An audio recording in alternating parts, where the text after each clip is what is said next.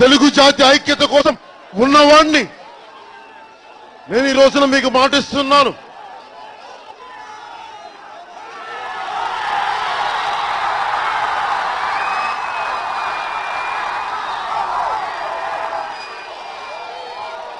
జనసేన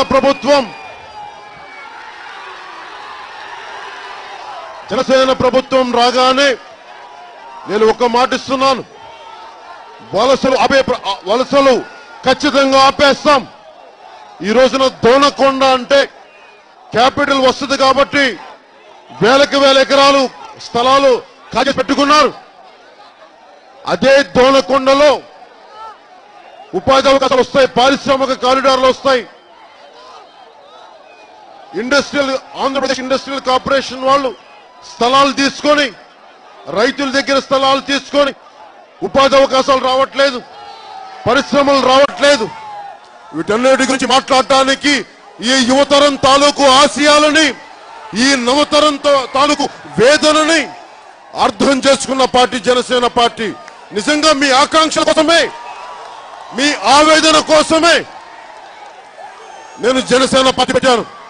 సినిమాలు చేసి కోట్లు సంపాదించే పరిస్థితుల్లో ఉండి కూడా ఎందుకు వదిలేశానంటే, సినిమాల్లో డబ్బులున్నాయి, పేరుంది, కానీ నాకు సంతృప్తి లేదు.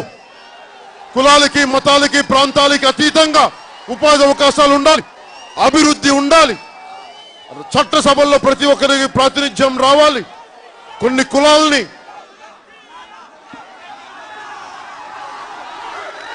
అందరికీ షేక్ హ్యాండ్ ఇవ్వాలని ఉంటుంది. చాలా చిన్నపాటి చేయది. ఇప్పటికి 2 సార్లు హెయిర్లైన్ ఫ్రాక్చర్ షేక్ హ్యాండ్లు ఇచ్చిన చెయ్య. ప్రజా పోరాట యాత్ర స్టార్ట్ చేసినప్పటి నుంచి అందుకని మనసులు అందరికీ షేక్ హ్యాండ్స్ ఇవ్వాలనుకున్నా కానీ నాకు మీ పట్ల అమితమైన ఇష్టం, గౌరవం ఉంటుంది. అందరికీ షేక్ హ్యాండ్ ఇవ్వలేకపోయింది. మనస్ఫూర్తిగా నన్ను తప్పుగా భావించవద్దు, మనస్ఫూర్తిగా అర్థం చేసుకోమని కోరుకుంటున్నాను.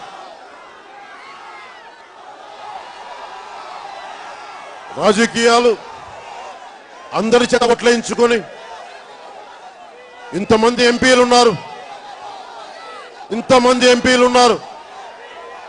పార్లమెంట్లో కానీ అసెంబ్లీలో కానీ ఎందుకు వీళ్ళు ఉపాధి అవకాశాల గురించి మాట్లాడరు? ఎందుకు వెలిగొండ ప్రాజెక్టు పూర్తి చేయరు? తెలుగుదేశం నాయకులు మాట్లాడరు, వైసీపీ నాయకులు మాట్లాడరు.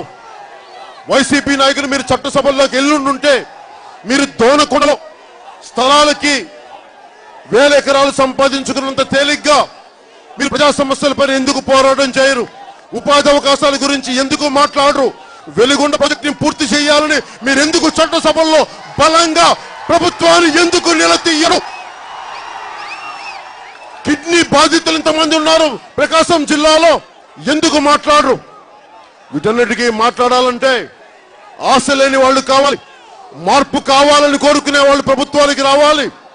నేను మీకు అండగా ఉంటాను, మీకు ఉపాధి అవకాశాలు కల్పిస్తాను. ఆశ లేని వాణ్ణి, ఆదుకోవాలనుకునే తపనున్న వాణ్ణి, ఉన్న ఆస్తిని వదులుకొని వచ్చిన వాణ్ణి నేను మీకు అండగా ఉంటానని తెలియజేసుకుంటున్నాను.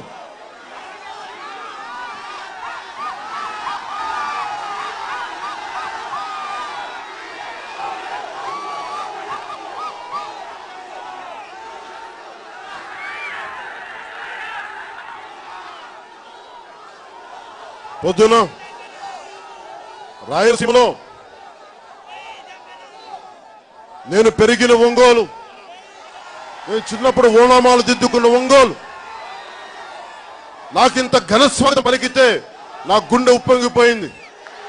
నాకు తెలియదు అందరూ బలం. నువ్వు ఆ జిల్లాలో బాగుంటావు, ఈ జిల్లాలో బాగుంటావు చెప్తా ఉంటే, అరే నేను దేశాన్ని ప్రేమించిన వాడిని, కులాలకి మతాలకి అందరికి అతీతంగా అందరినీ సమానంగా ప్రేమించేవాడిని.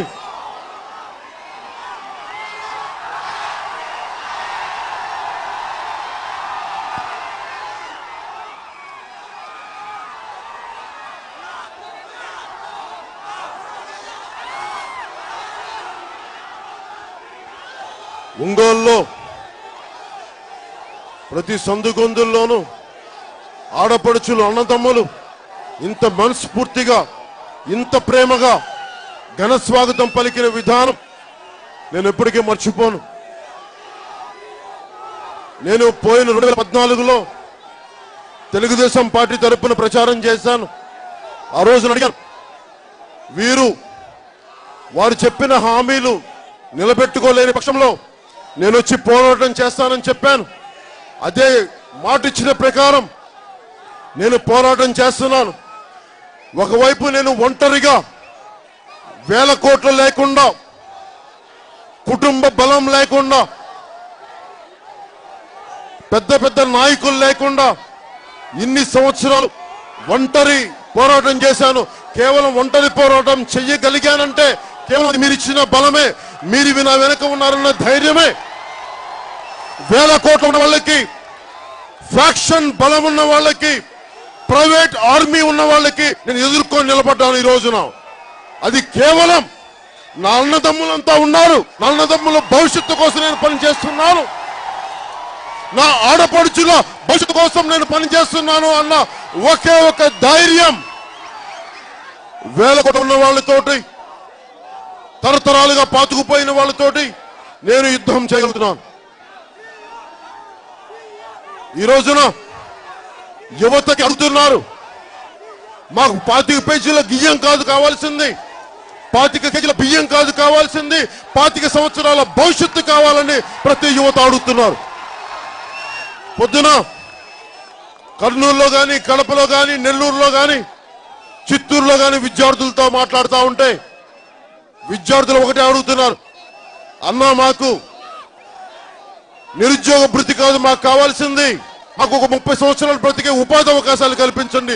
పిహెచ్డీలు చేసి, ఎంఏలు చేసి, చిన్న సెల్ ఫోన్ షాపుల్లో సిమ్ కార్డులు అమ్ముకునే పరిస్థితి ఉంది. చదువుకునే చదువుకి, మాకు వచ్చే ఉద్యోగాలకి పొంతన లేకుండా ఉంది. మాకు ఉపాధి అవకాశాలు కల్పించమంటే ఒక్కొక్క ప్రతిపక్ష నాయకులు కానీ, అధికార పక్ష నాయకులు కానీ ఎంతసేపు వేల కోట్లు దోచేద్దామన్న ఆలోచన తప్ప, ముఖ్యంగా మన ప్రకాశం జిల్లాకి పరిశ్రమలు తీసుకురావాలన్న ఆలోచన ఏ ఒక్కరికి లేదు.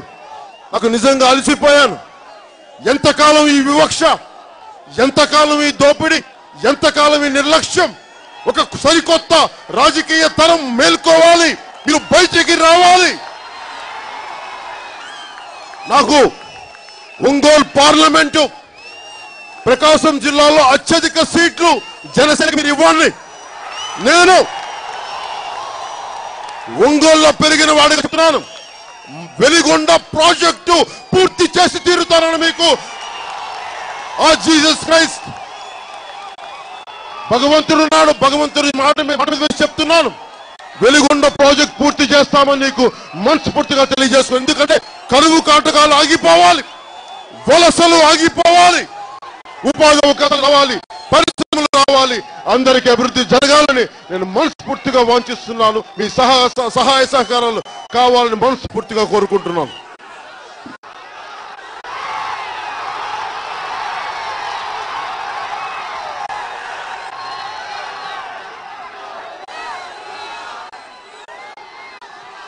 అలాగే